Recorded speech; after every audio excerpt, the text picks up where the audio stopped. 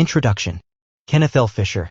This is among the most beloved investment books of all times, among the best-selling of classic investment books, and now 45 years old.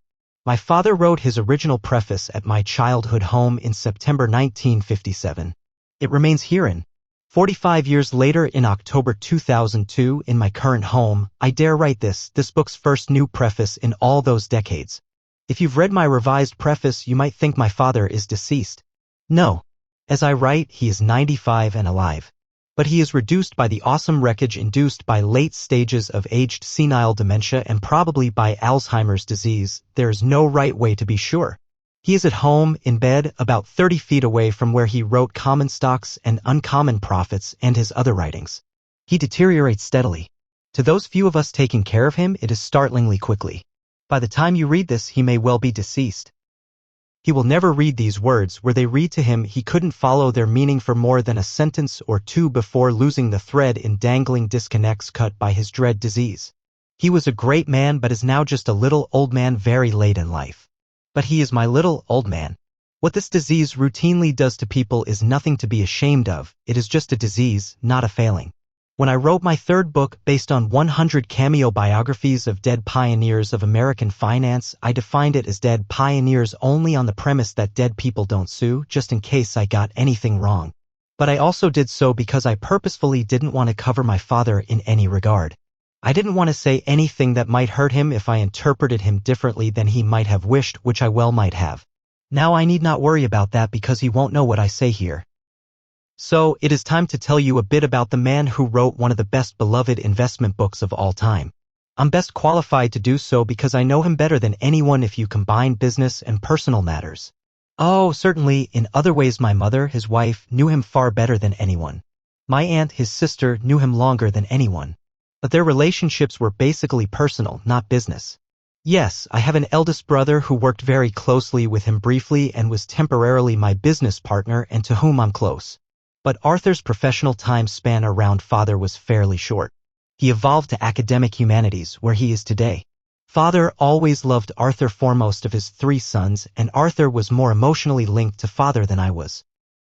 But Arthur would be first to tell you I spent vastly more business time around father over many more years and had a day-to-day relationship with him when Arthur couldn't, materially because Arthur lived 1,000 miles away. Beginnings. My paternal ancestors were Jewish, mainly from Prague, Czechoslovakia, and Germany, all arriving in San Francisco in the early 1850s. My father's paternal grandfather was Philip Isaac Fisher and was both Levi Strauss's original accountant and the person who opened and closed Strauss's first store for him on a daily basis and served Strauss his entire career. My great-grandfather was not wealthy but at his death was financially comfortable. His wife died young, and his eldest daughter, Caroline or Carrie, donned an important role caring for her siblings. My grandfather, Arthur Lawrence Fisher, the youngest of 8, adored Carrie, who played partial surrogate mother. Born in 1875 in San Francisco, Arthur Lawrence Fisher graduated from UC Berkeley and attended Johns Hopkins Medical School, graduating in 1900 and returning to San Francisco to practice medicine as a general practitioner. Later, perhaps in World War I but maybe earlier, during postdoctoral scholarship-based research at Rockefeller University, he developed a specialty in orthopedics, becoming the 3rd orthopedic surgeon west of the Mississippi and a founding member of the Western Orthopedics Society. In 1906, Philip Isaac Fisher died, stalling briefly Arthur Fisher's marriage to Eugenia Samuels. The marriage stalled again behind the infamous 1906 fire and earthquake. Finally, they married and my father was born the next year, on September 8, 1907. He was named originally Philip Isaac Fisher after his recently deceased grandfather. For years later, in 1911, my father's sister, his only sibling, was born. She was named Caroline after Aunt Carrie. Aunt Carrie had married well to a Levi Strauss relative named Henry Salian, who was introduced to Carrie through her father. Aunt Carrie played an important role in the lives of Fishers for 2 generations, those of both my grandfather and father. Aunt Carrie not only secretly bankrolled my father's education, something he never, ever knew, but also secretly gave my grandfather money to buy a car for father that became serendipitously seminal to his career evolution. And Carrie provided ongoing family social structure that enriched father's fragile emotional existence as a child, a process that continued for decades. If my parents had had a daughter, she would have been named Carrie, as was their first grandchild. Unlike many doctors, my paternal grandfather was largely uninterested in money. He did a great deal of charity work and academic medicine, but he didn't care for business or money. When his private practice patients couldn't pay, he simply cared for them anyway. When he sent out bills that went unpaid, he ignored rebilling or collection attempts. He was thought of by myriad people as saintly for his kind, warm, and generous persona. Fortunately for his immediate family, he had Aunt Carrie to secretly bankroll him behind the scenes. Without Carrie, you likely would never have gotten this book. Father was originally privately tutored. My grandfather didn't believe in the elementary schools of the day, and Aunt Carrie could afford better.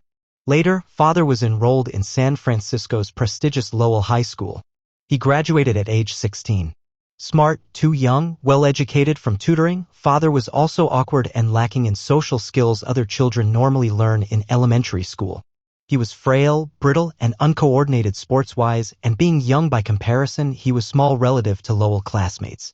So, he felt socially insecure, which was furthered by his mother's incessantly critical and negative nature. At 16, Father started at UC Berkeley, but later, with financial aid from Aunt Carrie and a car paid for by her, he transferred to smaller and friendlier Stanford University. That transfer also proved fateful. He dutifully returned to San Francisco on weekends, which began with a ritual Friday night family dinner at Aunt Carrie's and Uncle Henry's. These dinners spanned almost 50 years, starting before Father's birth, and included even distant family members. The dinners were central to building Father's early social skills. The ritual still existed briefly when I was a child. My grandparents always attended. Father arrived directly from Berkeley or later Stanford. Carrie's house, which if it existed today would be called a mansion, was built in the 1890s by Uncle Henry on Jackson Street, just off Van Ness. The multi-course feast involved much discourse and after-dinner debate that often turned various family participants combative, something my grandfather loved watching. There were lots of child-aged females, but as the only male of his generation, Father became a particular favorite of Uncle Henry, which made these events particularly memorable to Father, his one chance as a young man to stand out in a crowd. After dinner, Father returned home with his parents, heading back to college Monday morning. To Father, Stanford was spectacular. Warm, beautiful, laid-back, prestigious, he felt more comfortable at Stanford than at Cal or pretty much anywhere else. Upon graduating at 20 and still insecure but feeling safe at Stanford, he remained in the then brand-new first class of the Stanford Graduate School of Business, again secretly underwritten by Aunt Carrie. Father never knew about Carrie's financial largesse on his behalf. Multiple other family members knew. Carrie and my grandfather believed it was better if the beneficiary of the largesse thought it came from a father who earned his savings rather than from a rich aunt who married money. Stanford didn't then have an investment class as it does now, but as Father has described in other writings, there was then a class that traveled to visit and analyze local businesses. Father had a car and volunteered to drive the professor, Boris Emmett, so they spent a lot of time together, which had a profound effect on Father.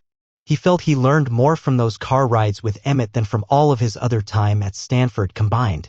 He described all that better than I could in his 1980 Financial Analysts Research Foundation (FAF) monograph, Developing an Investment Philosophy, and so I won't tread there. In his original preface to Common Stocks and Uncommon Profits, he described his early business years, so I won't tread that turf either. Middle life. As World War II evolved, Father put his business interests on ice and enlisted. Too old and too well educated for ideal cannon fodder, he got lucky. Longtime mentor Ed Heller enlisted ahead of him and pulled some strings. Somehow Father was made an instant officer and hence never saw the front line. Instead, he fought the war from behind desks all over mid-America, doing accounting and finance for the Army Air Corps. On day one, he was a lieutenant, which he found awkward. On reporting for duty, in uniform, lower-ranking personnel would salute him, yet he didn't know how to respond. Senior personnel expected respect and appropriate behavior, which he also didn't know how to deliver. It took time to adjust. He hated the military, thought of it as a terrible time, despite admitting quite readily that he was treated well by it. He hated the regimentation, the lack of freedom, and being ordered about. When stationed in Little Rock, Arkansas, he met my mother, Dorothy White, who was also in service there. My mother came from Camden, Arkansas, which is very close to where President Bill Clinton was later raised. Father flipped head over heels for my mother instantly and asked her to marry him. Only weeks into their relationship, she immediately agreed. In 1944, my eldest brother, Arthur, was born, mother having been sent ahead to San Francisco to be with my grandfather for his medical supervision prior to and after birth. She remained there until father's discharge, whereupon he returned home and renewed his business interests as described in his monograph. Donald was born in 1947 and I in 1950. In between the birth of Donald and me, a daughter died in childbirth. Shortly after I was born, they bought a house on the site where they now live in San Mateo, California, 20 minutes south of San Francisco. But they came to hate the house while loving the acre on which the house sat. They loved the views, the trees, and the landscape. Father ripped the house down and built the house in which I was raised and where he and my mother resided ever after. We rented a house a block away during construction. When complete, the house was big, all white, clean, and austere. In my father's house, everything must be neat to a fault. Possessions in all forms were sparse and exactly in their places, or they drove him nuts. He loved the yard. Until very late in life, he spent almost a complete day each weekend in the bottom of the yard, which was almost wild but with spectacular oak trees and wildflowers. He would weed and tend to his wildlife garden and worry about all the things he fretted about, whether the stock market, politics, family matters, or whatever, and to him that time was a marvel, curative for everything annoying him. It was only as his dementia started causing him to fall often that he gave up the garden. The late 1950s and the 1960s were the high point of Father's life, in my view. In 1958, Common Stocks and Uncommon Profits was published, making him an instant national star. Locally, it made him sort of the dean of the San Francisco investment community. I doubt anyone had before received so much instant stature from an investment book. Certainly, tied to its era, Benjamin Graham's security analysis took much longer to become prominent. Local names that held sway in 1960 included Dean Witter, who founded and headed that great and locally based brokerage firm. But to Dean Witter, New York was the Mecca. And the public already fathomed that a broker was not a money manager. The then famous Gerald Loeb, also of San Francisco Jewish origin and also a broker, may have been bigger nationally, but he had long gone on to New York and lost the local link. Simply put, in San Francisco by 1960, there was no investment advisory name as noted as Father's. Different than today, all Northern California investing activities were geographically centralized in a few blocks around Montgomery and Bush Streets in San Francisco. In that realm, Father held prestige of which he could have only fantasized in his insecure childhood. There was a provision then in California state law, which still exists, allowing an advisor who maintained fewer than 15 clients and did not hold himself out to the public as an investment advisor, both to avoid Securities and Exchange Commission registration and to maintain contracts for compensation for a percent of profits that were otherwise made illegal in 1940, a point most investors don't appreciate today. Before then, scam artists would seek clients, tell half to do one thing, tell the other half to do the reverse, charge 20% of the profit on whatever happened, and pick up 10% of the spread no matter what happened. Hence, percentage of profit contracts were illegal for all investment advisors for more than 40 years unless the person had fewer than 15 clients and did not advertise as an investment advisor. And it was in this way that Father structured his business on his return from military service. With the fame from Common Stocks and Uncommon Profits, he could easily maintain as clients a few very wealthy local families who paid him well and yet required no real organization to support him. That allowed him to feel superior to others who required a more public clientele and to remain a very private person, which fit well with his social awkwardness and insecurity. Despite his fame and notoriety, he always felt uncomfortable in the public spotlight and avoided it. Flashback to 1945. Herbert Dougal was hired by Stanford and started the Graduate School of Business's first dedicated investment course. In all of history, only 3 people ever taught that course. Dougal taught it from 1946 to 1968, 22 years in all, except for a 2-year sabbatical in 1961 and 1962 when Father taught the course on a part-time, temporary basis. Among Father's students was Jack McDonald, who was hired by Stanford in 1968 and who has taught the course ever since. When Dougal was away, it was largely on my father's reputation deriving from Common Stocks and Uncommon Profits and from his alumnus status that caused him to be picked.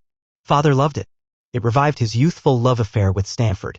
Had Dougal not returned, I could envision my father doing that course, part-time, forever. But Dougal did return and Jack McDonald took over in 1968. By Jack's testimony, it was father who got him interested in markets. Before that, Jack had been a young Hewlett-Packard engineer who changed the course of his life's work at the junction when he met father. Jack has since said that father's major contribution, as seen through common stocks and uncommon profits, is to be the first person to link the models of sustainable growth with the concept of competitive advantage. Today, that is a pretty standard package, but not then. In some ways, Jack sees father more as a seminal strategist than as a stock market innovator or operator. Anyway, for the many students and business folks who hold Stanford in awe and respect its MBAs highly and who think those who took its graduate investment course advantaged, note, for a very long time. That course was taught either by the author of the book you hold in your hand, for 2 years, or by his disciple and by only one man before, ever. What a testament to common stocks and uncommon profits one few readers appreciate or know. For a very long time until after I came to temporarily own the book's rights and then, subsequently, got into a dumb fight with Jack McDonald, which was my fault. Jack always used common stocks and uncommon profits as a formal or informal Stanford textbook for the course.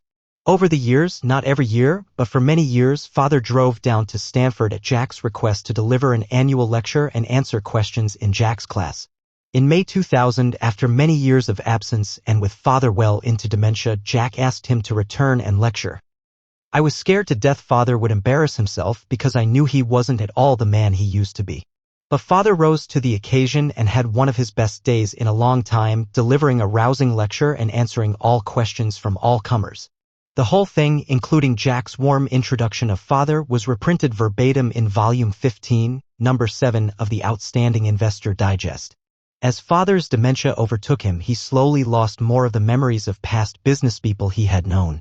For the most part, the earlier he knew them, the longer he remembered them, and the most recent acquaintances faded first from memory. For example, he remembered many people from the 1950s, whereas he had forgotten pretty much everyone he had known from the 1970s. Dementia is like that.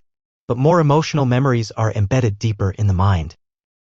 And Jack McDonald, whom father met in 1961, 33 years into a 72-year career, was one of the very last business personas to fade from his recollection, demonstrating how much McDonald meant to him.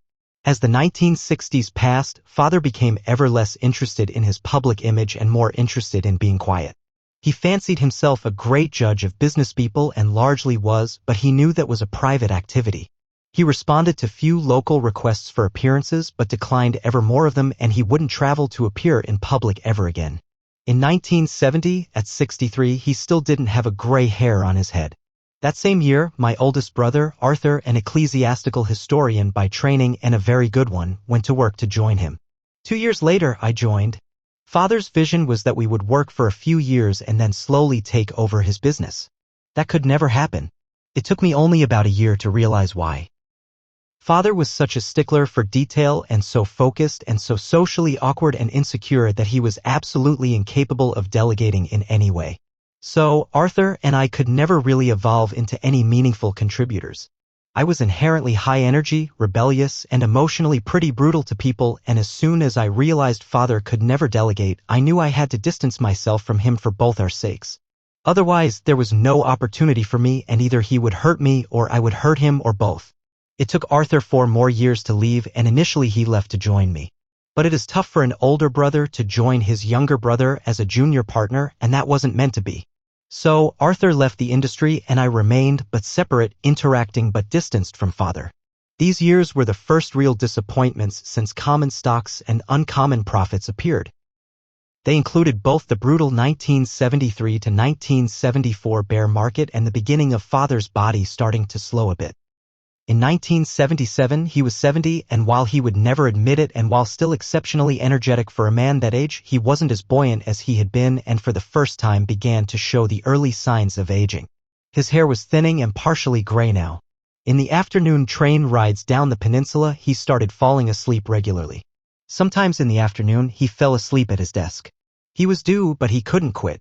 During these years, he determined that he would improve the quality of his holdings by weeding out the weakest among the few he owned to own even fewer of higher quality.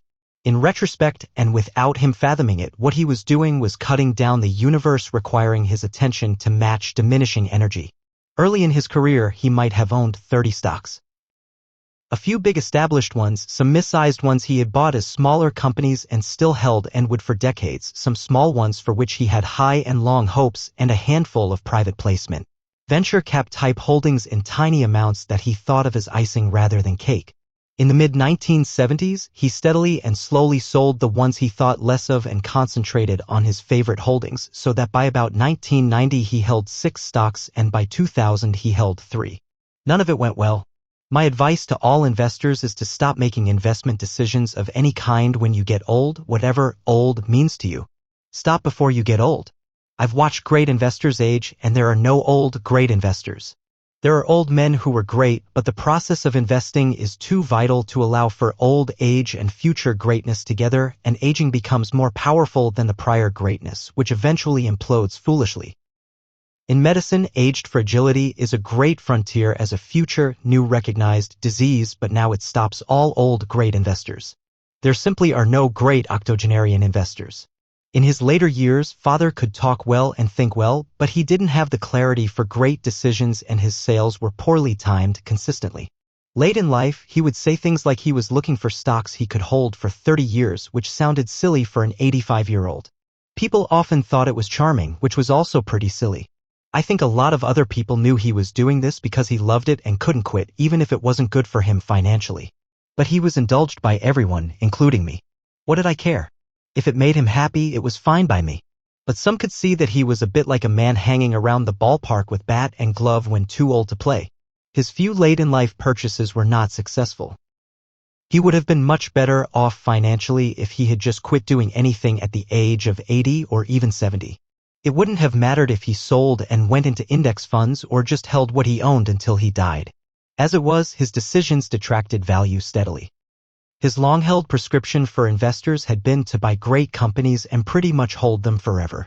And he had owned great companies.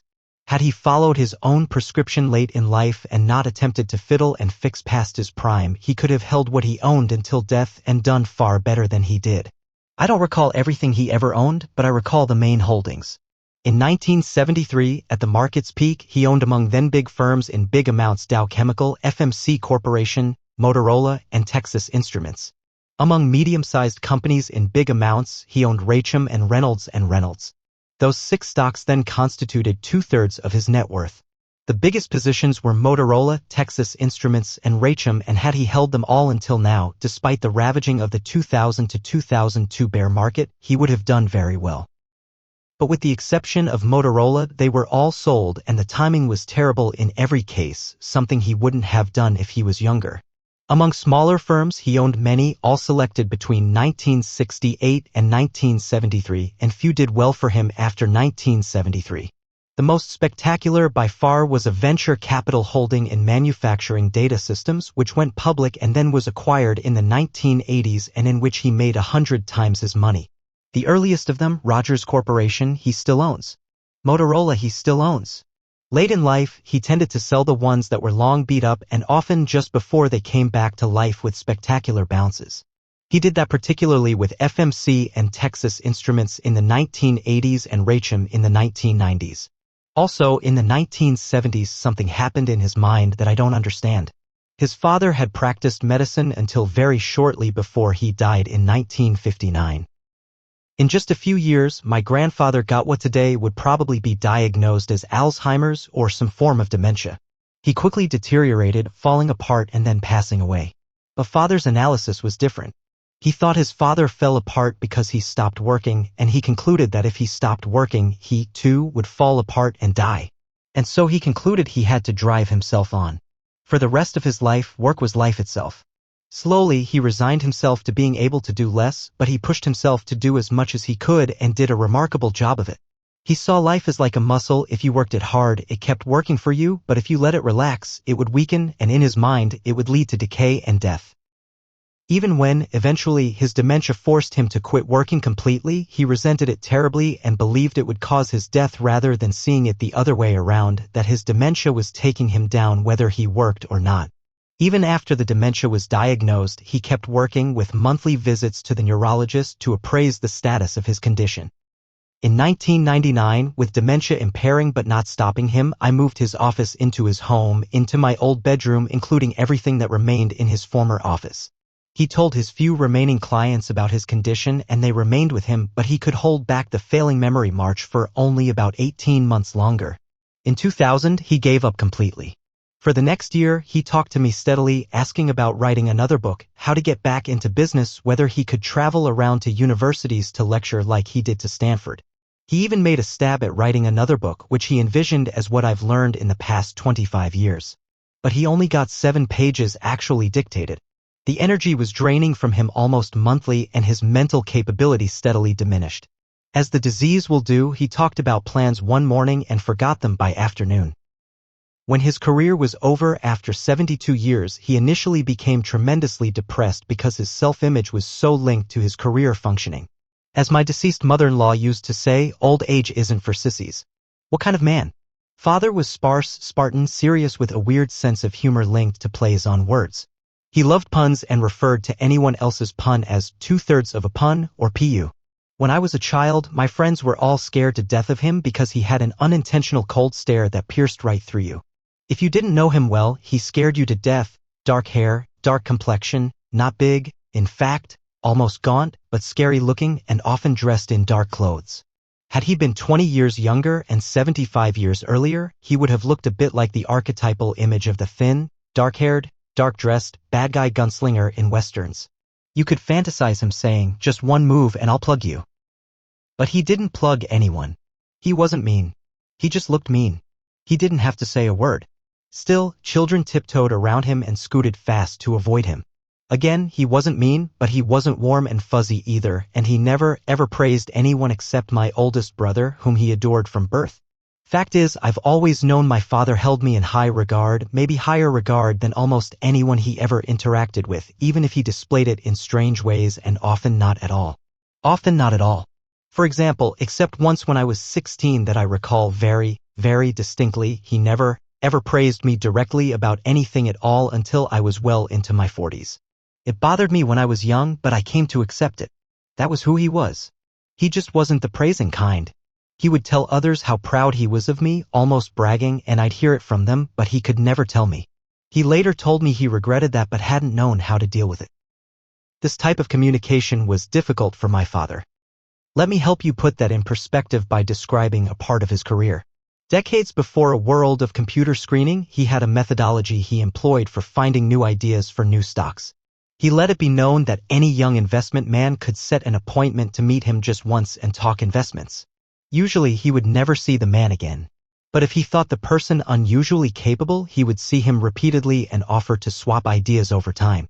He let the other guy know what he was interested in and vice versa, and then over time if they saw something of interest, they would swap ideas. These folks passed on many ideas to father over the decades.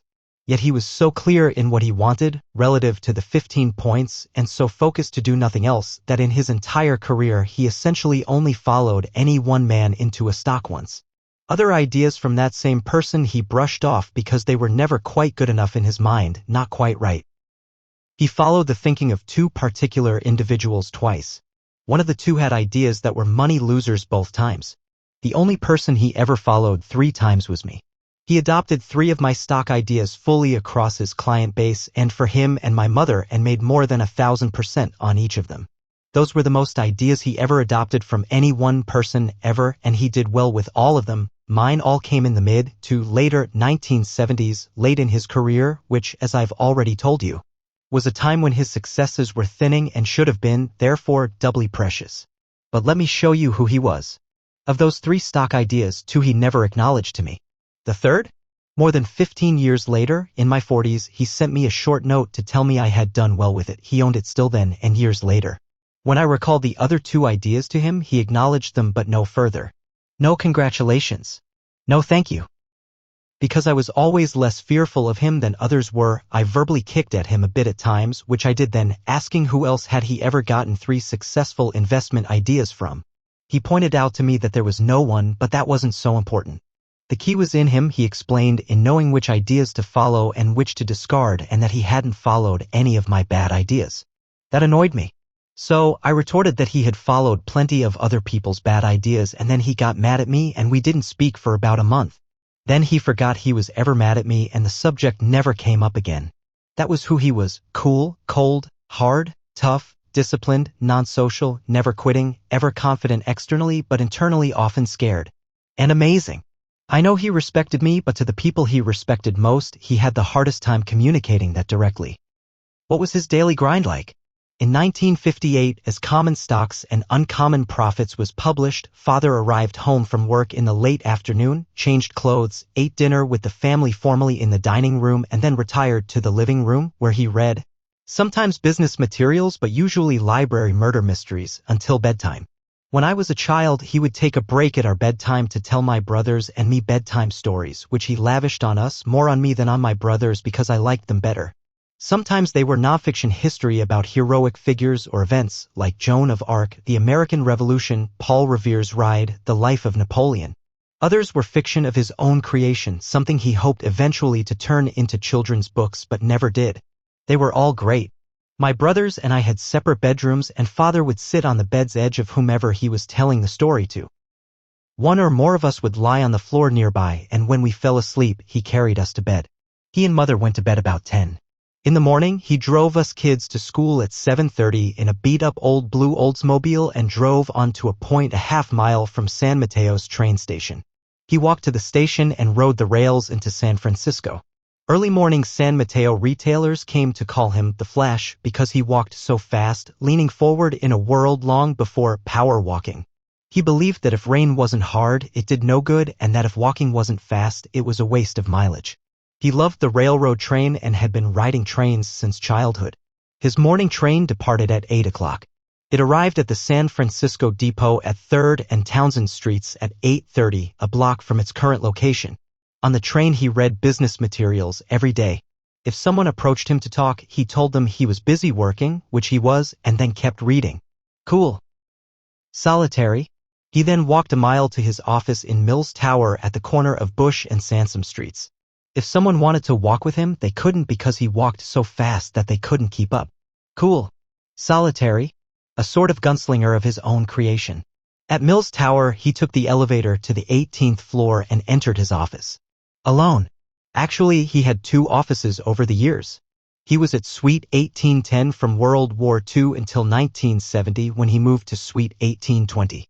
The pictures on the back cover of the dust jacket of conservative investors sleep well were in both offices, and they sit today on the wall of a conference room at my corporate headquarters. His furniture never changed all those years. Same desk, which now sits in my old childhood bedroom. Chairs and every form of appointment, none of it changed for 40 years and was all Spartan. He was Spartan. His luxury there? The view of San Francisco Bay. When he moved to 1820, he got the corner suite with bay views in 2 directions, high luxury. In the 1950s, Mills Tower was one of the city's 2 tallest office buildings, along with the Russ Building. When he moved in 1970 to Suite 1820, the view to the bay out both windows in both directions was clear. By the mid-1980s, when I moved him out, he could see nothing but the taller office buildings across the street in any direction at all. Tied to the San Francisco office building boom of the 1970s, the city just grew up around him, and with the lack of bay view, much of his passion for being there faded. Each night, he walked the mile back to the train station and read more on the way home, although late in his life, as said earlier, he fell asleep a lot on the train in the afternoon. He was in the office at 9 o'clock and left at 4 o'clock to return home. When it rained, he took the bus and hated it. The bus put him in close contact with all kinds of street people. After all, anyone can get on the bus, and even with the best of folks, and he wasn't a people person, he felt uncomfortable there. Compared to most business successes, he never worked very long hours or all that hard or frantically. Early on, I marveled at how someone could have succeeded as well as he did working as few hours as he did or with as little strenuous effort as he exerted, but it was because of his genius. At times, he was like a laser beam and beautiful to behold. You only need a relative few of those times in a career to accomplish a great deal if you don't screw up too badly at other times. He had the one and not the other, and that made it work. And he was always alone. Until my brother went to work with him in 1970, he never had more than a part-time secretary around him several half-days a week. For decades up until the early 1970s, which also marked the beginning of his business decline, it was one woman, Mrs. Del Pozo. As a young man, I never got to know her in any real way at all, which I now regret because I'm sure I could have learned lots about father from her. Otherwise, he was solitary, non-social, thinking, reading, talking on the phone, yes, but not oriented toward being with people. A very definite non-people person. Father loved to watch election returns. Always. A passion. He had a marvelous memory before dementia. Routinely, he memorized the names of all 435 members of the House of Representatives and the 100 senators. To put himself to sleep at night, he would go state by state through their names until he drifted off. He also memorized each state capital and made me do it as a kid. To him, reciting them wasn't challenging because they never changed. But congressmen did, which gave him new grist. The only time this ever really backfired on him was when Warren Buffett first started interacting with him. Because he had Buffett's father's name stuck in his head from Howard Buffett's days as Omaha's congressman, father kept referring to Warren Buffett as Howard, which came to periodically embarrass him when he caught it. Warren never called it to his attention. I pointed it out to father several times and he told me to mind my own business. But he loved watching election returns because it was the beginning of the next memorization cycle. It also linked to his interest in analyzing politics, something that always fascinated him. And he wasn't bad at it. He started with an advantage. Because he had all these guys' names already memorized so well, he was a leg up on most folks. I'll bet at any one time there aren't 500 people in all of the United States who know all the names of all members of the House and the Senate. But he did. Always. Also, because he knew the names, it was easier for him than for most folk as elections approached to learn and to memorize which were the races that were close and could go either way. Long before folks like political analyst Charles Cook refined his analytical structure, father had the races categorized into groups by region as to safe seats for either party, semi-safe seats, and seats that were competitive to toss-ups. On election night, he would hone in on those relatively few seats that were the closest races and likely to go either way. As returns came in, he loved staying up late at night collecting data and writing them down and recalibrating what that meant to the balance of power in Congress in the next 2 years and how that might affect the president and U.S. politics in general. He was not very good at knowing what would cause those close races to likely go one way or the other, nor did he think he was, but he knew which ones were close and watched them like a hawk. Just because I knew he wasn't good at knowing what would cause them to break one way or the other, I later put effort into getting specifically trained to do just that because I wanted to learn something I knew he didn't know how to do. Late in his life, he marveled that I could do it because it was inconceivable to him that anyone could. But it is a pretty simple set of skills. The irony is that if earlier in his career someone had taught him how to do it, he could readily have done it quite well and, I'm sure, far better than I could. But another feature of his life was that any technique he didn't learn before age 50, he probably never learned. He had a lot going on by that age, which is just when common stocks and uncommon profits appeared. The book's publication tied into other personal qualities that were weird. Note his dedication in common stocks and uncommon profits. It says, this book is dedicated to all investors, large and small, who do not adhere to the philosophy. I have already made up my mind, don't confuse me with facts. As long as I knew him, in any area outside investing, he didn't want to be confused with facts because he didn't want his life disrupted because he was a creature of habit, almost above and beyond all things. Everything had to stay just as it was. You couldn't replace anything with a new and improved version. That he tore down his house and rebuilt it was miraculous. He just didn't want facts if they might lead him to change.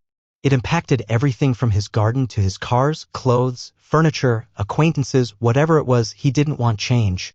When I worked for him briefly, I didn't really know him well at first in a business sense, but I could see that his office was antiquated. So I set out to do minor improvements. In 1972, he still had a battery of 3 rotary dial telephones on his desk and he was hard of hearing. So he would be talking on one and another would ring and he would have no idea which one it was and he would regularly pick up the wrong one and slam it back down hurrying to the other. I installed a standard single-set touch-tone phone with multiple lines and flashing lights.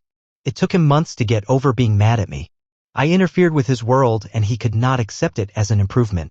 But he learned the business point of it, and for business he would change, and he finally got used to it. It became a new habit, and he forgot he was ever mad at me. But when I was 14 and used money I'd saved from working part-time jobs to buy him a jacket to wear in the woods with me on a family trip, he would never wear it, preferring to wear, believe it or not, an old sport coat he had owned forever. He hated change. He had an old hand-crank adding machine in his office that was probably first operated by Tyrannosaurus Rex. When I first saw him pounding on that darn thing, I thought his desk would implode or his wrist would shatter. 3 feet from where I sit now, I have a collection of memorabilia. One item from his office was an October 20th, 1961, Wall Street Journal announcement of what was the first 4-function calculator. It wasn't called that at the time. It was called a pocket computer, and it used integrated circuits. Jack Kilby of Texas Instruments co-invented the integrated circuit in the 1950s, for which he later won a Nobel Prize, which were then called solid-circuit semiconductor networks. The calculators were for the space program and weighed 10 ounces and cost $29,350 each. My father had been one of Texas Instruments' earliest public investors as described in his FAF monograph, and by the time I arrived, he was very devoted to Texas Instruments. So, in 1973, I got him a very early commercial electronic calculator and junked his aged handcranker. I thought he would like it because it was from Texas Instruments and was so vastly superior to his adding machine, and because he could do all kinds of things not before possible. But he didn't like it one bit because it involved change, and it took him most of a year to get over being annoyed at that habit change. Still, he finally got used to it, and then it was as if he had always owned it. He sold his Texas Instruments stock in the 1980s but continued to use old and antiquated Texas Instruments calculators the rest of his career because he hated changing. By father's admission, he had just 5 friends in his whole life: David Samuels, his younger first cousin, Ed Heller, Frank Sloss, Louis Lingfeld, and John Hirschfelder, and they from fairly early on and all but one family connected. Despite all these friends being local, as a mature adult, he rarely saw them. Father knew David Samuels all his life and telephoned him regularly, but only saw him maybe twice a year. Mentioned earlier, Ed Heller was a half-generation older and successful and wealthy before my father's time and became a major mentor early on. They met when Ed married a cousin. Heller was a successful stock market investor, an overall businessman, and a venture capitalist, and may have been the man father admired most until the early 1950s. Heller died soon thereafter. Frank Sloss shared a room with father at Stanford, and they remained close ever after, and, here too, Frank married a cousin, and father and Frank remained close until Frank died in the 1980s. Frank was what today we call an estate planning attorney in San Francisco and did most of father's non-securities legal work until Frank died, and in that way they spoke often. But they saw little of each other otherwise. Louis Lingfeld was himself a distant relative and a client of father for many years, and they often commuted together into San Francisco. I saw him far more often than the others because he lived close by and picked father up to commute together on the train. Louis died in the 1950s. His son allegedly refused to pay the final bill, and father sued him and won. Cool. Tough. Pretty darn solitary. And the son? He is now dead himself. Father's longest-lasting friend? John Hirschfelder, an engineer who had been close to father since childhood. But he only saw or spoke to Johnny maybe once every 4 years as an adult. Father couldn't stand the guy's wife, drove him crazy. Still, when Johnny was in the hospital dying, father made regular trips there to sit with him. Johnny was important to father. Yet in life, he couldn't find ways to be with the man because father was solitary. Stoic. Alone except with my mother. He just didn't like people very much.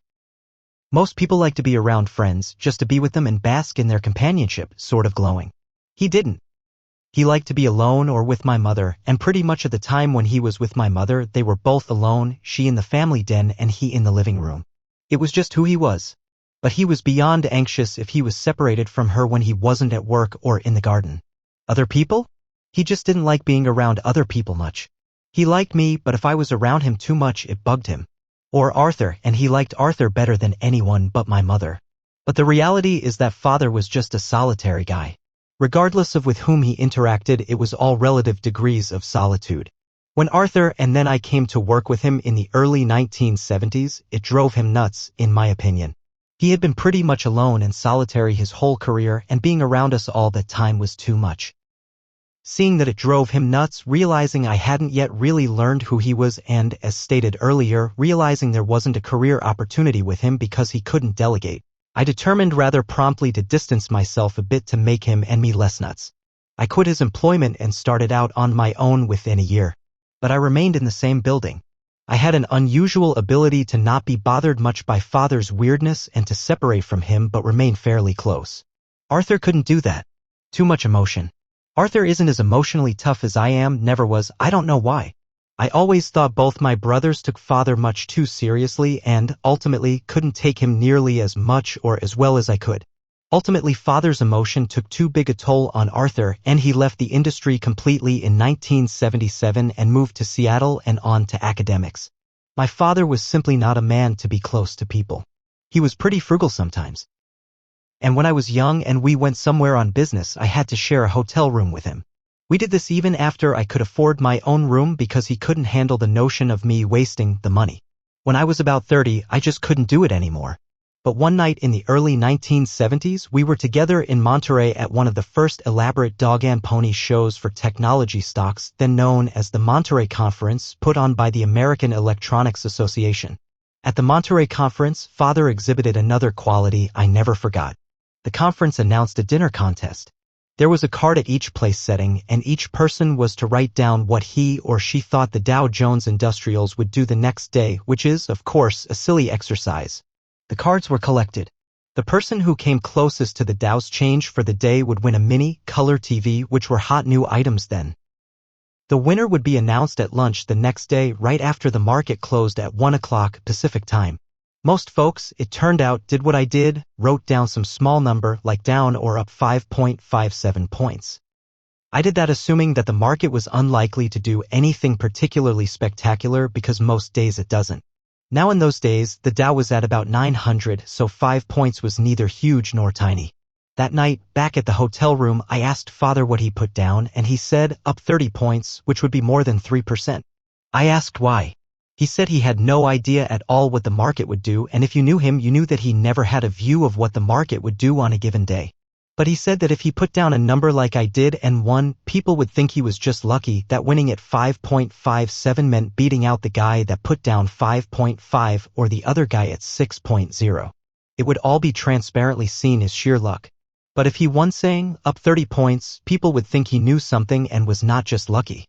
If he lost, which was probable and he expected to, no one would know what number he had written down and it would cost him nothing. Sure enough, the next day, the Dow was up 26 points and Father won by 10 points. When it was announced at lunch that Phil Fisher had won and how high his number was, there were discernible ooh and aw sounds all over the few hundred-person crowd. There was, of course, the news of the day, which attempted to explain the move, and for the rest of that conference, Father readily explained to people a rationale for why he had figured out all that news in advance, which was pure fiction, and why the market had done what it did, again pure fiction and nothing but false showmanship. But I listened pretty carefully, and everyone he told all that to swallowed it hook, line, and sinker. Although he was socially ill at ease always and insecure, I learned that day that my father was a much better showman than I had ever fathomed. And oh, he didn't want the mini TV because he had no use at all for change in his personal life. So he gave it to me and I took it home and gave it to Mother and she used it for a very long time. The 3 W's. What else did my father enjoy? 3 big W's. Walking, worrying, and work. He loved them all. I never really saw him relax in the ways most folks do, I think because he loved to worry so much. Underneath his surface was a sort of endless undulating nervous energy that he liked to channel into worrying. He could worry about anything. It made him feel safe in some way. It was as if he somehow believed if he worried enough, he would have covered all the risks and nothing bad could happen to him. He would worry about the same things over and over and over. Because he always worried so much and because I was always a rebel, I never much worried. That bugged him. I have always been prone to simply thinking things through as thoroughly as I can once and then going with my decision. If I conclude I'm wrong, I may conclude to change. That drove him nuts. Father used to say to me, Ken, I wish you would run scared more often. How about just once? I just wish you would run scared. He prided himself on running scared. For the life of me, I couldn't think why I would want to live life that way, but he not only wanted that for me, he wanted it for himself. In the garden, my father could sit and worry about all the things he cared about, and that made him feel better. It may well have contributed to why he made fewer investment mistakes than most investors do. He worried everything over until he had worried it to death. Maybe he had reduced risk that way. But that also may well have contributed to why he wasn't richer than he was. He wasn't willing to take risks on things for which he hadn't worried the mistakes down to marginality. In that way, he was never a big risk taker, and those who get really rich take bigger calculated risks than he was ever willing to take. And walking? When Father was on a walk, his body was purging that excess undulating energy, and he was the most relaxed I ever saw him. He could take a long walk in either the city or the woods and calm down. He could talk while he was walking and be calm about it. He started every workday walking to and from the train station and ended his day that way too. And if he wasn't walking fast, it didn't count. When Arthur and I used to take the train and walk into town with him and back, we would be sweaty and uncomfortable and resentful. He never sweated. He was one who liked it hot. But that was when he could say what was on his mind in ways he never could without walking. After I moved his office to San Mateo late in his career, he walked from home and back, and he said it was the most peaceful time he had ever known as an adult, walking through San Mateo's residential gardens, gazing at the bright flowers. He was a great walker, simply great. The man's body was staggering. Tough. He could walk forever on legs that wouldn't quit no matter what, no matter how far or how steep the hill. He loved it. I live and work on top of a 2,000-foot-tall redwood-covered mountain overlooking the Pacific Ocean. I have lived there 30 years, and I have 200 of my 500 people up there at headquarters. And I own a stunning mountaintop ranch property nearby that is the only in holding inside a 5,000-acre open space preserve. Once when Father was 80, he and my 12-year-old son, Nathan, and I left the rest of the extended family at the ranch and started downhill toward the Pacific through the trees on the trails into the heart of Purisima Canyon. Father whistled and talked as if he were a boy. No worries. Walking purged worry. I've been a mountain man in this area most of my life and know it exceptionally well, and my legs are used to hills from living here. At every trail junction I would say, now Father, this way is the shorter, less steep, quicker way to get back, and that way is the longer, further down in the canyon, steeper way. Which way do you want to take? At every junction he chose the harder, longer way. We dropped 1,300 feet in elevation and walked 5 miles, at which point we had to get back up. I was a bit worried. When we stopped, Father wasn't walking, so he would start to worry. And he could worry about nothing at all and turn it into a big worry. And right then he worried that my mother would be worried that we were stranded and hurt in the woods because it was taking us so long to get back. Nathan, raised on the mountain, scampered ahead like a darting deer. As the sun started setting, Father fretted more and wanted us to pick up the pace. Of course, my mother wasn't worried. She wasn't the worrying kind. That's what he liked, walking, worrying, and work. One of the best times I ever had with my father came about by serendipity. I was 14. The family, mother, father, Donald, and I were having a Wyoming dude ranch summer vacation. Arthur was gone from home by then. Father and I had been hiking daily. I was a nut about wildlife at that time, loved critters of all forms. One day we were out hiking and looking for antelope. Father was walking and talking. I was looking for antelope. We were way the heck away from the car, maybe 4 miles, in the high plateau, sparse chaparral. Summer clouds started to fill the sky and we started drifting back toward the car. Quickly the clouds turned deadly dark. Out of nowhere, it cooled and lightning and hail pounded all around us, huge golf ball-sized hailstones hitting us. We ran for the car. Lightning was striking everywhere. We should have flattened ourselves to the ground, but I was young and stupid and he didn't know any better and we kept running. Lightning strikes hit the ground 10 and 25 feet from us over and we were terrified. The hail was hitting my father on the top of his head and he was holding his head and running. I was 15 and reasonably athletic.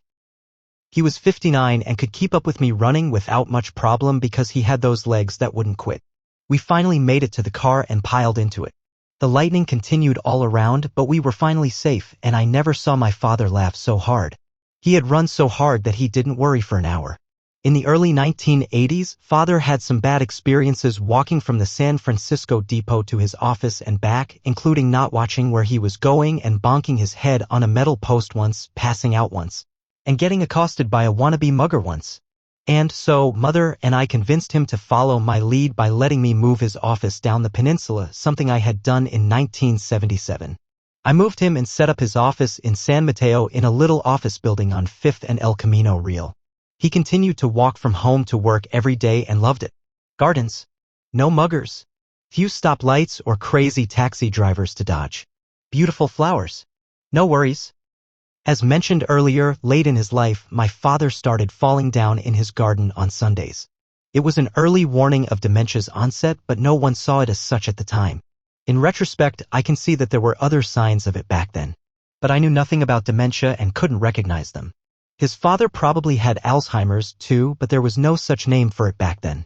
The early progression of the disease is often very hard to detect and impossible if you don't know what to look for, which none of us around father did. And if we had, the tough old coot wouldn't have listened to us anyway because he was always ruggedly independent and self-willed. One of his former Stanford students, Tony Spare, who went on to run the Bank of California's money management operations and then started his own successful money management firm since sold, and a shadow of its former self, long-revered father. On November 5, 1998, Tony was having a client seminar in San Francisco and asked father to come deliver a dinner speech. Father left his San Mateo office in the late afternoon to walk to the train station to ride to the city where he could catch a taxi downtown to Tony's event. Tony would drive him home that night. The walk was wet from the afternoon's light drizzle. As father passed through downtown San Mateo, he saw the next stoplight starting to shift from green to yellow, and he ran to beat it, something he had done all his life. As he ran off the near curb, he slipped and fell, breaking his right hip cleanly. The recovery went reasonably well, but from moment one of that trauma, dementia flooded through the opportunity like a dam breaking. As father's body recovered, his memory and logic did less so. I was running his healthcare program and feeling pretty darned good about how well he was improving. But as so often happens with a hip break in the elderly, on January 15, 1999, he contracted pneumonia, which hit him hard and almost killed him. By January 19, he was in intensive care, and we were told to expect his death by morning. Mother was very upset. Arthur flew down from Seattle and sat the night with him. By 3, the tough old coot was pulling through, coming out of the coma and reacting initially to pin pricks to his toes. By 5, Arthur had me back down there. By 8, I was calling Mother, who was already grieving his death, telling her to get back down to meet me because she could once again talk with her husband, who was conscious and clear-eyed even if he was still on a respirator. I assembled an around-the-clock dedicated team of nurses and injected them into the hospital with my own doctor's oversight to supervise father as he came out of intensive care. Hospitals do the best they can with elderly patients, but their care for people in that condition is really totally inadequate, and there isn't much they can do about it because of how they function. And the family was clear that we were going to do better. This particular hospital had never before actually had anyone bring in a dedicated outside crew, but they were very good to me as I put it in place, allowing us much more freedom than I expected or deserved. It turned out that father needed it. He was nip and tuck with death twice more before finally pulling through, including requiring on very short notice an emergency procedure that drained 1.5 quarts of fluid from his lung by needle injection and vacuum removal. The fluid had filled his lungs almost instantly. Without our dedicated crew to catch it fast, he would not have survived. But all this trauma beat up his body and mind. The entire crisis, which included several small strokes, was still another floodgate for the dementia to pour through en masse. Still, this old man's tough body recovered enough to where he could walk several miles a day and talk clearly at length, even if he couldn't remember many things. By then, however, he had forgotten pretty much everything after about 1968. Slowly, as dementia does, his long-term memories became only about older and older events.